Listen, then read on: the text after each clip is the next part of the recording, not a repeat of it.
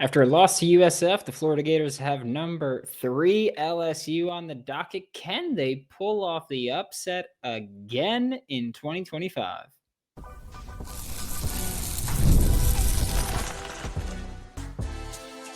You are Locked On Gators, your daily podcast on the Florida Gators.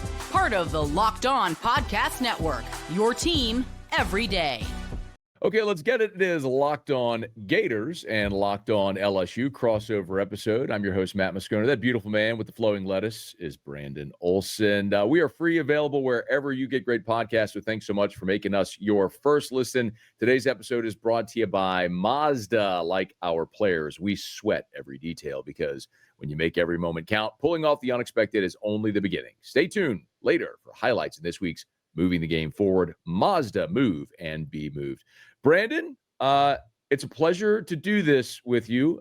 We did this last year before LSU Florida, and little did I know that LSU wasn't going to block a soul on the defensive line and cost them a game. Let me start by asking what the vibe check is like right now around Gator Nation coming off the loss to South Florida. Oh, never been better. Never been better with that one. I mean, it was halftime, and I was seeing tweets of having 9 points against USF at the half is a fireable offense in itself.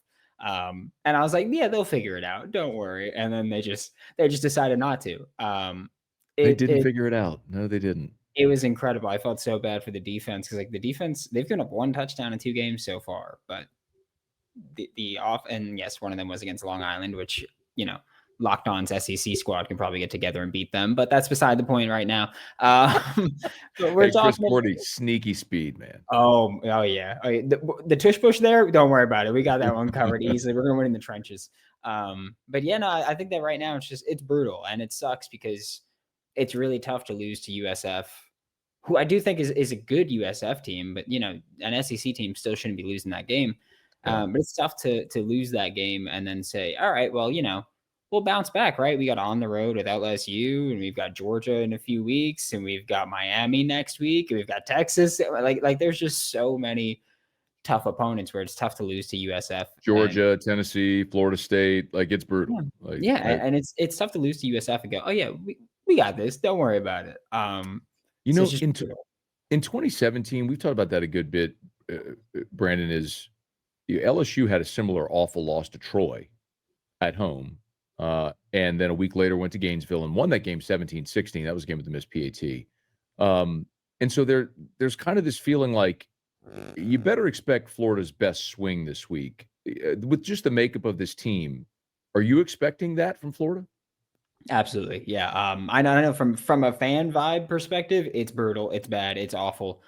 But at the same time, like this is a team that last year they could have phoned it in early. After week 3, they had 2 ugly blowout losses at home, and they came back and they had a strong season for the most part, or a strong back half of the season. And I had Hayden Hansen on the show this past Wednesday, Florida Gators tight end. And last year he did the thing where he was just like, we can come back, we can bounce back, we could do it. And this year he's doing the same thing. So we can come back, we can bounce back, we could do it. We're ready to go. Like, we've had these conversations, we've had the meetings, we've done all this, we're ready to go. And I'm not saying that I think it's going to happen, but I think it's foolish for the fans. They go, oh yeah, they can't turn it around. Like, we've seen that Florida has a great roster retention rate from last year to this year. They've been through this pretty much exact situation already. I fully expect them to come out firing against LSU, and they hate LSU. Yeah, this is one of those rivalries that has been naturally bred, right? Especially in the last 2 decades. I mean, the Spurrier era, Florida wrecked LSU. LSU only beats the Gators once when Spurrier was there. But there's been a lot of just natural born hatred built out of really meaningful games and then some off the field stuff as well. So I think the feeling is very mutual here. People get up for this game. It should be a great environment in Tiger Stadium. But, Brandon, a big narrative this week that we've talked about with this game is you look back to last year, and if someone handed you the box score and covered up the score, you'd be like, oh, well, this team just absolutely wrecked the other team. I mean, it was 42 minutes of time of possession. LSU had 25 first downs to 13. They outgained them, outrushed them, outpassed them. Only 3 penalties for LSU to 7 for Florida. I mean, it was overwhelming. And you're like, they lost by 11? Well, it's because Florida had 7 sacks, 11 TFLs. And you're like, oh, yeah, that'll do it. Yeah, that'll kill drives. So How does that matchup look this year, considering, and I know there's some new personnel, but let's start there because I think that's going to be paramount on Saturday night. I think that it's interesting. Florida doesn't have basically any pass rush production to this point in the season so far. They've only got one sack as a unit, and people can point that out and say, "Oh, well, that means that they've got a bad pass rush." Week 1, you played a triple option team. You're not getting sacks in the triple option team. Week 2, you played a Bryles spread team that's getting the ball out, throwing screens and running the football with quarterback runs. You're not going to get sacks in that game either. So I don't think that that's been a testament of anything. But I do think that this pass rush hasn't done their job when they've been given opportunities to do that. Getting Caleb Banks back will be huge. He had a monster game last year as well. And I think that, toward the end of the year when this Florida Gators pass rush was arguably the best in the nation at the time for that final month and a half of the season, Caleb Banks was a driving factor there. Tyreek Sapp had great games. George Gums had great games, but a lot of it was built around Caleb Banks doing his part and offenses needing to adjust to him and then other people capitalizing on those opportunities. So getting Caleb Banks back and healthy for this game, the reports have been, he's been good to go. We're just, keeping him fresh. We're just not playing him until we do. Could have. USF. I interviewed Caleb Banks at SEC Media Days, and we did it standing. And it is I'm not a small guy, Brandon. I'm right at 6 foot, 200 pounds. Like, he's a literal giant. I mean, he's a handful for anybody. So can you give us the update on what was going on there that he missed the first two? I saw leg injury, but it was sort of nondescript. What's the update there? He got off-season foot surgery. Okay. Missed the entire spring. Came back for the beginning of fall camp. Someone stepped on his foot, and so they precautionarily put him in a boot, kept him clean until then. That's really all it was. It wasn't like anything crazy happened. Hey, it was don't step on the big guy's foot. What are you doing? Yeah, the worst thing that can happen is when people go, "Oh yeah, it's just an ankle." I'm like, you know how bad an ankle is for someone who's 6'5", 330? Like that ankle needs to do a lot. Which again, for Banks, it's a foot, but people talk about the lower leg injuries, and it's like for big dudes, that is not an easy thing to just walk away from. And just a bit, I want to talk quarterbacks because it's a fascinating matchup. What, from the LSU perspective, is the question or the narrative on the Florida side this week? I think that a lot of people are anticipating LSU's defense to do damage against Florida because this is the first time that I feel like you guys have had an actually vaunted defense, or at least an actually threatening defense in a while. Yes. And for Florida, we've talked about the offense struggles when you watch the USF game, and USF's throwing 7-8 in the box every single time, and Florida's still not finding success against it. And so I think that, you look at how Blake Baker runs his defense, and they're going to be really aggressive. And I think a lot of Florida Gators fans are worried about that one, with just how, if you don't make them respect you, they're not going to respect you, which is how it should be, by the way. Like, Blake Baker should be as disrespectful as he wants to be against this offense until they make him not be. That's what I'd be as disrespectful as possible and tell you to beat me. We could talk about, oh, well, USF is stacking the box. You should have thrown the ball.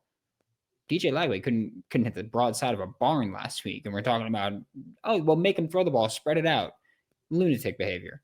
Yeah, I want to talk about Lagway and Nuss here in just a sec, but I know there might be skepticism about LSU's defense because of a small sample size, Brandon, but the way that I've explained it to people, I mean, literally since the summer at SEC Media Days, is LSU went and spent $20 million on this roster. They didn't go just add bodies in the portal. They went and added proven veteran Power 4 college football players in the portal. You all know about Jack Pyburn. They went and added Patrick Payton, who's got 40 career TFLs at Florida State. AJ Halsey at safety was first team All Big 12 last year. Mansour Delane was the best cornerback for 2 years at Virginia Tech. They've got Harold Perkins back and healthy. Whit Weeks is a preseason All-American. They are legitimate. My quote unquote bold prediction this year for LSU, when I was asked to give one before the season, was to the point you just made. For the first time since 2017, I think LSU is going to finish top 20 in the country in total defense, because they when you go spend $20 million, this is what it's supposed to look like. They are all in to win a national championship this year. I'm not saying they will. I'm not saying they're going undefeated, but I'm saying it is legitimate because that's what they paid for. They went and bought themselves a hell of a roster, like Ole Miss and Ohio State did a year ago. And now it's on them to bring it all together and try to get it done and get into the playoff. But of course, I think both these teams on Saturday are only going to go so far as their quarterbacks. Let's step aside real quick, Brandon. When we come back, we'll jump into that, the Lagway and Nussmeier conversation. We'll do it here on a crossover episode of Locked On Gators and Locked On LSU. Today's episode is brought to you by Mazda, moving the game forward. For those who believe it's not just about playing the game, it's about redefining it. These moments that do more than put points on the board. They move crowds, move culture, and keep moving the game forward. This week's moment that moved the game forward, how about Barrion Brown from the Tigers? 9 catches for LSU, just under 100 yards, and a 50-yard return as well. When LSU was in desperate need of a spark, Barrion Brown came through. The Kentucky transfer, which I'll continue to say was coaching malpractice by the Wildcats for not figuring out how to use him. But Barrion Brown moving the game forward for the Tigers this past weekend. When you follow what moves you, the unexpected is only the beginning. And just like there's more to every highlight, there's more to a Mazda vehicle. Mazda, move and be moved. All right, Brandon, let's dive into the quarterback conversation. All offseason, DJ Lagway got tons of praise. My contention on Lagway, and so you tell me where I'm right and where I'm wrong. My contention on Lagway, the size, arm strength, physical ability, undeniable.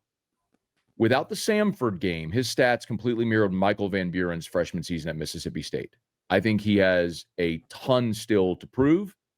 And the fact that he didn't practice in spring and throughout fall camp means you have a very rusty DJ Lagway who's still coming into his own.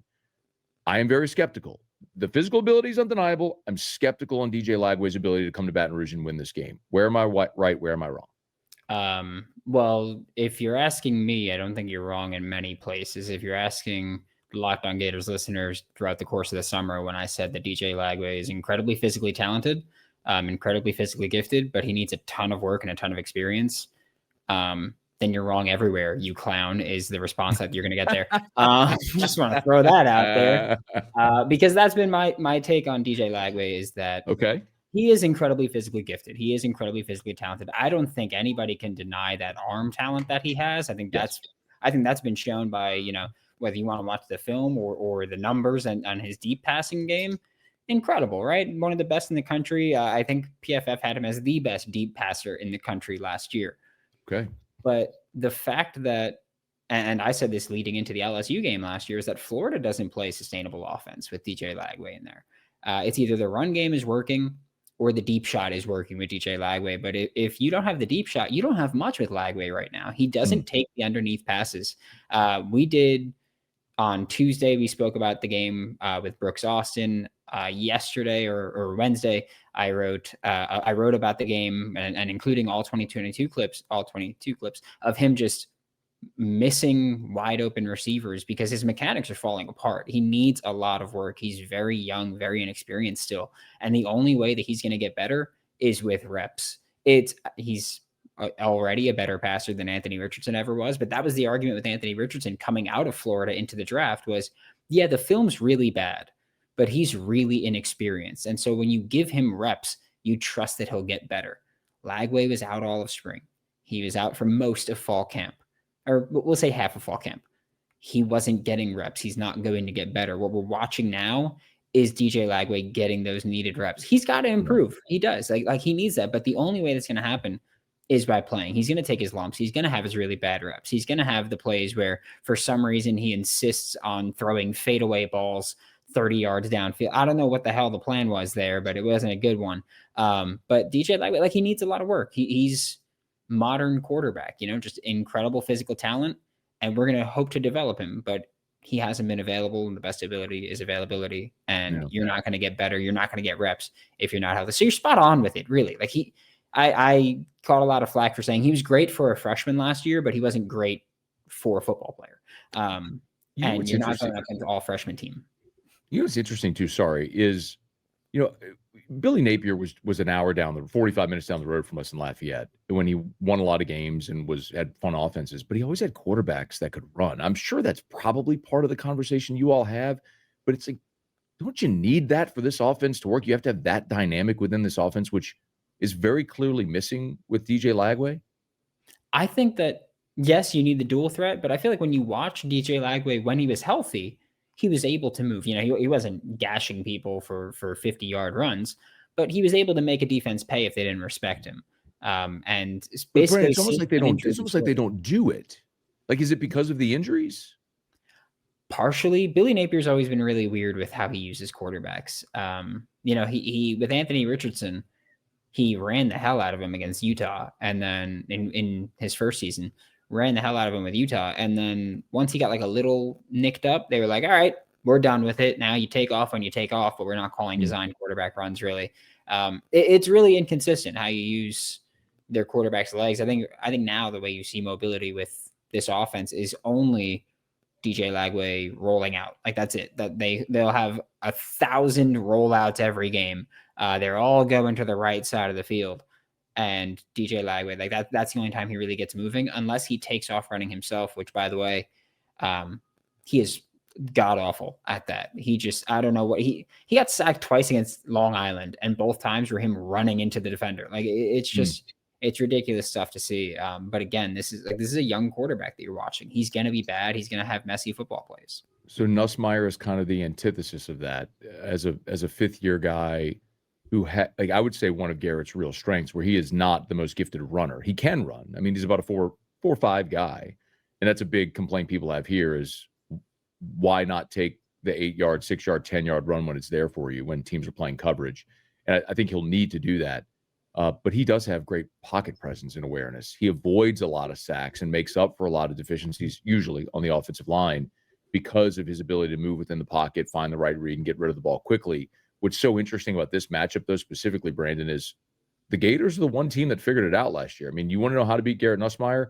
Sack him 7 times, have 11 TFLs, 14 hurries, 20 pressures. Like, that's the way to do it, because we talked about LSU moved up and down the field on Florida last year. They held the ball for 42 minutes and managed 16 points. They would get to the red zone, and they would be unable to convert. And I'm going to tell you, man, that's one of the things that's giving people pause here this week is that exact thing, because this last week against Louisiana Tech, and I know you can always just consider the competition, but LSU had 5 red zone possessions. They scored touchdowns on 2. They kicked field goals on 3.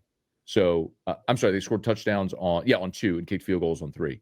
So if you're at a 40% touchdown conversion rate against Louisiana Tech in the red zone, that's not good. Your numbers you want to score on 90% of your red zone possessions, with 75% of those being touchdowns. Last year, LSU was 94th in the country on red zone touchdowns at 56%. So, I mean, for Garrett Nussmeier and that offensive line, the key this week is stay upright and convert in the red zone. You've heard Brian Kelly talk about it all week. One thing that your listeners need to know is, so Braylon Moore, LSU starting center, another transfer from Virginia Tech, who was a 2-year starter at Tech, and he is like LSU's best offensive lineman, full stop. There's no conversation. He is LSU's best offensive lineman. Sprained his ankle on the first play of the game last week against Tech. Tried to come back, didn't. They held him out. I can tell you he practiced Tuesday. I confirmed he did practice Wednesday as well. Sounds like they're trying to ramp him up to play. I think that's a terrible decision. Just editorializing here. I would. DJ Chester started all 13 games at center for LSU a year ago and played against Tech after the first play. So you have an experienced guy. He's not a great center, but you have an experienced guy. And LSU plays Southeastern Louisiana next week before they go to Ole Miss. My preference would be tell Braylon Moore, hey, bro, kick that thing up, get some of that inflammation down, ice it, get treatment, and give yourself 2 weeks and get ready to go against Ole Miss. But they may tape him up, shoot him up, and see if he can give it a go. But that's going to be significant as we talk about this LSU offensive line, Florida defensive front matchup. The guy who's hands on the football every play, who's managing the protections, identifying the mic, all that sort of stuff. If you don't have Braylon Moore, that is a significant loss for LSU in the middle. That's something we all need to keep an eye on. And then Trey'Dez Green, the 6'7" tight end, sprained MCL. They haven't ruled him out as of this very moment, but I do not expect him to play this week or next week. So that's a red zone target that LSU will be down as well. So LSU in the red area is going to be an interesting one to follow. I know the coaching conversation is one that's a big part of this for very different reasons. Let's jump into that as we continue. We'll tell you who we think wins, both Brandon and I, as we continue here. It's a crossover episode of Locked On Gators and Locked On LSU. Love telling you about Drip Drop. If you're trying to stay on top of your routine, whether that's workouts, long days on campus, or staying focused through back-to-back classes, hydration is where it all starts. And that's where Drip Drop comes in. The Drip Drop is a doctor-developed, scientifically proven for fast hydration. It uses perfect balance of sodium electrolytes and glucose to help your body absorb fluids quickly, delivering 3 times the electrolytes and half the sugar of a leading sports drink. Find your go-to flavor. If you tried a lot of electrolyte powders, nothing tastes as good or works as fast as Drip Drop. It'll become your go-to, especially during long summer days or when you'll be sweating it out at a tailgate. And right now, Drip Drop is offering Locked On listeners 20% off your first order. Just head to dripdrop.com and use the promo code LOCKEDONCollege. One word. That's dripdrop.com. Promo code LOCKEDONCollege for 20% off. Stock up now before the heat hits hard. And we're also brought to you by DoorDash. It's almost the weekend. Time to look back and crown this week's MVP on Who Delivered, powered by DoorDash. Just like you can win every Saturday with DoorDash Streaks, saving more every time you order. These players delivered when it mattered most. Let's break it down. Brandon, I won't ask you for a Florida player that delivered, so let me just stick with LSU. How about a guy like Berrien Brown, who we mentioned before? Brian Kelly said he, quote, balled out against Louisiana Tech. Led LSU, was just shy of 100 receiving yards, had a 50-yard return as well. Berrien Brown delivered in a big way when the pressure was on. No hesitation, no delay. And just like Berrien Brown delivered for the Tigers, DoorDash delivers your Saturdays. With DoorDash Streaks, you save every Saturday you order. So stack it up all season, and you could save up to $250, including $100 in DoorDash credits. Order this Saturday. Keep the streak alive. Fuel your game day only with DoorDash. Terms apply. Promo period through 11/18.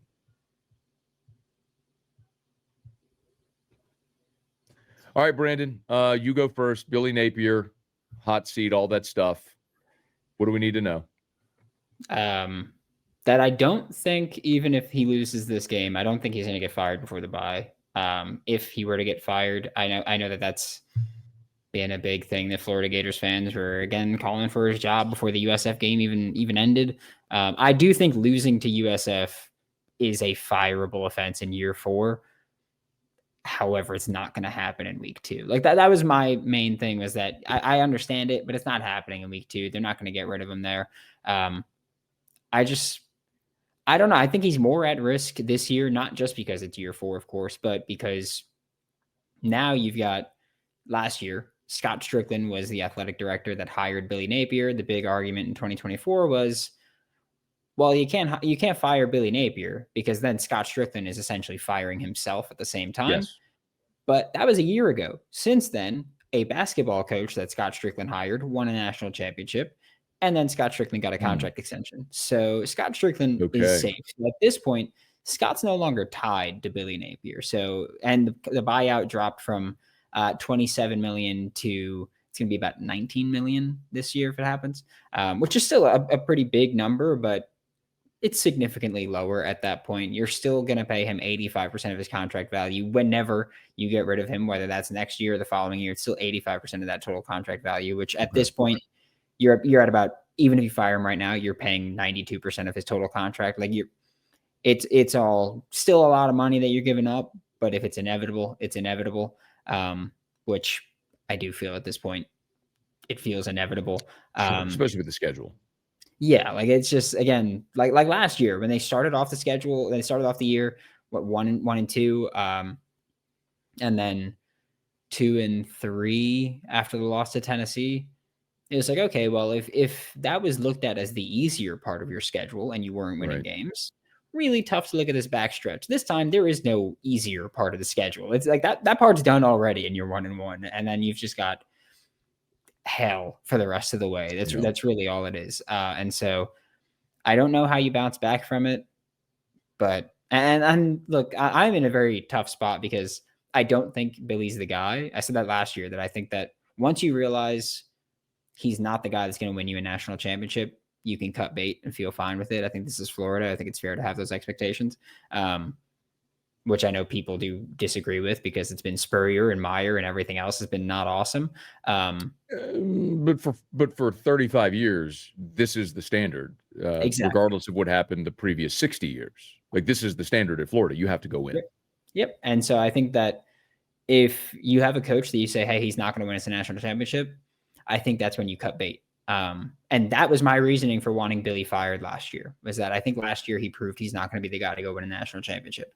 So I think the big difference is that I want to win a national championship, and that the administration are spineless losers. And I think that's where we really disagree on some things about this. But I'm also torn because like I want Florida to win every single game. I don't care who the coach is. I want my team to win. And so I think that it's a matter of when, not if. I will say this. There's not a single game that I'm looking at and I go, oh, Florida can't win that game. After what we saw last year, we saw how they can show up. I think this roster is better than last year. So there's not a single game I'm looking at and saying that they can't do it. Is it likely? No, but there's not a game I'm looking at and saying it can't happen. The hot seat talk for Brian Kelly is gone. Beat Clemson and that happens. Okay, give me a key matchup, a key to the game on Saturday in Tiger Stadium. Who wins? DJ Lagway and himself. Just please, just honestly, just that's really it. I just look at the film and there were receivers open against USF, and I know it was USF, not LSU, but like there's receivers open, and DJ Lagway is just missing everything because his mechanics just fell apart.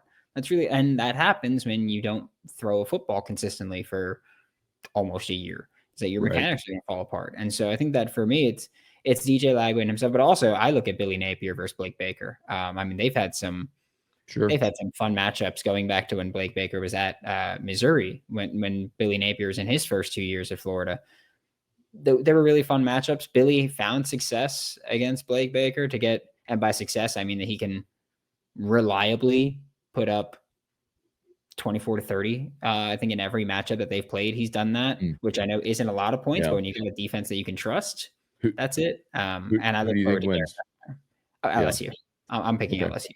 If LSU can keep Nussmeier upright, I think the Tigers will have a day. I love a play to the under as well because I think both defenses probably have a pretty stout performance. We got to wrap this thing up. For Brandon Olsen, I'm Matt Moscona. Locked on Gators, locked on LSU. Thanks for making us your first listen at your team every day.